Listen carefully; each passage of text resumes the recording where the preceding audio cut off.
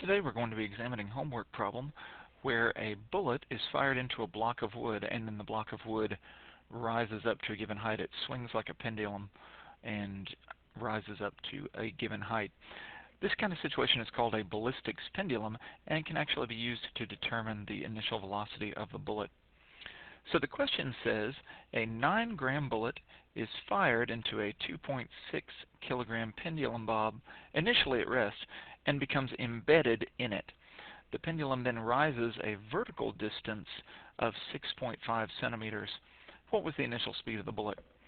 All right, and so we have our givens here, our 9-gram bullet and all the other listed givens. First thing that we need to do, some of these are in non-standard units, and so we just need to go ahead and convert those. 9 grams is going to turn into, to go to kilograms, we're going to move it 3 places.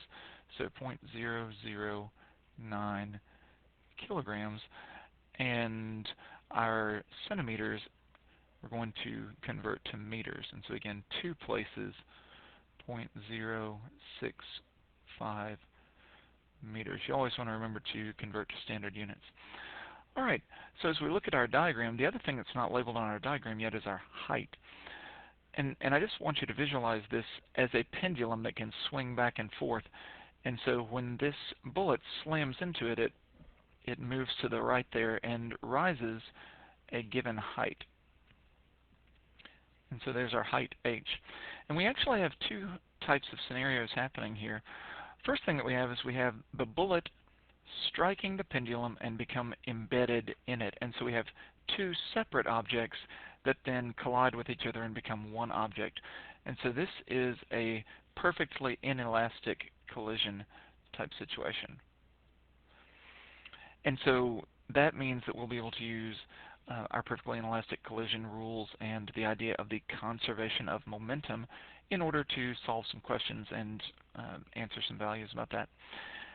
The next part of the problem then involves, well, a pendulum that swings from one given height to another one. And so what happens is that swings up, it changes its gravitational potential energy and also its kinetic energy. When the bullet strikes it, of course, then it's going to take off with some velocity and some kinetic energy. But as it swings up, that will slow down, eventually come to a stop at the highest point. And so that kinetic energy will transition into gravitational potential energy. And so that's going to be conservation of mechanical energy. And so on this side we'll be using the idea of a perfectly inelastic collision, and over here we'll be using the concept of conservation of mechanical energy. And we'll combine those 2 things together in order to find what we're really after, the velocity of the bullet. So let's think about how we want to go about finding the velocity of the bullet. The velocity of the bullet is going to be its velocity here. This is what we're actually looking for. And again, if we think about our perfectly inelastic collision, they start off separate, the mass of the bullet times the velocity of the bullet. And that's going to equal, oops, I'll tell you what, let me just erase all that and start over. I want to start with the big idea that momentum's conserved, and so we'll say that the initial momentum is equal to the final momentum. And the initial momentum, of course, is going to be the mass of the bullet times the velocity of the bullet plus the mass of the pendulum bob times the velocity of the pendulum bob. Now remember, those were both 0, so we can go ahead and know that that'll 0 out in just a second. Now that is going to equal their combined mass of the bullet plus the mass of the pendulum, times their final velocity, v prime. And that will be how fast they are going at the time that after the bullet embeds in the pendulum bob and it takes off to raise to this new height. So there's our idea of conservation of momentum that we'll be using. And so this is going to be our target. This is what we're really after, is the velocity of the bullet. This is known. This is our question mark. This is known. This is known. Both of these are known. So all we really need to be able to get what we want is the final velocity of the combined pair there. Well, it turns out that that will be the initial velocity when it takes off and rises to a new height. And so now let's think about our conservation of mechanical energy idea. We know that the mechanical energy at point 1 is equal to the mechanical energy at point 2.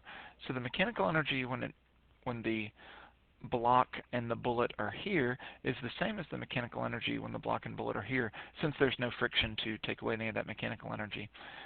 And so GPE1 plus KE1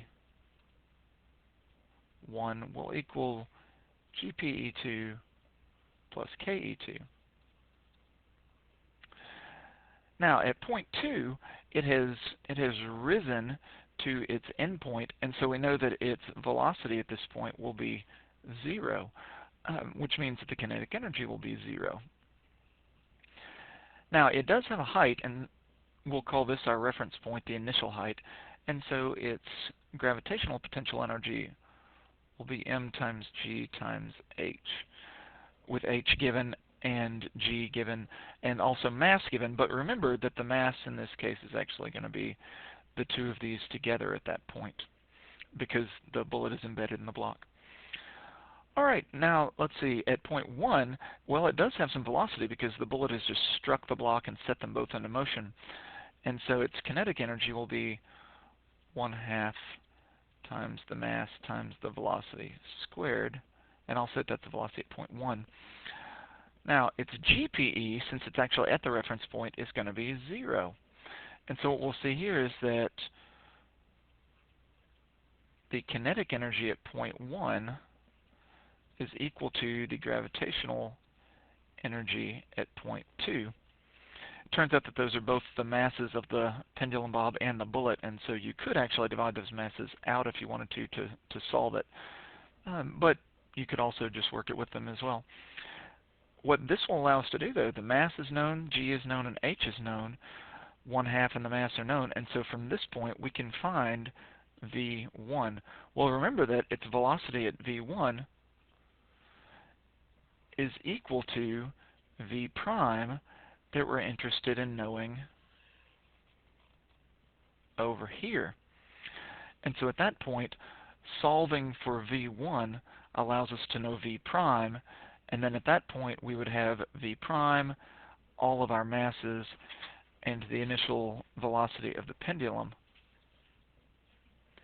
And so then we would be able to solve for the initial velocity of the bullet, which is actually our goal.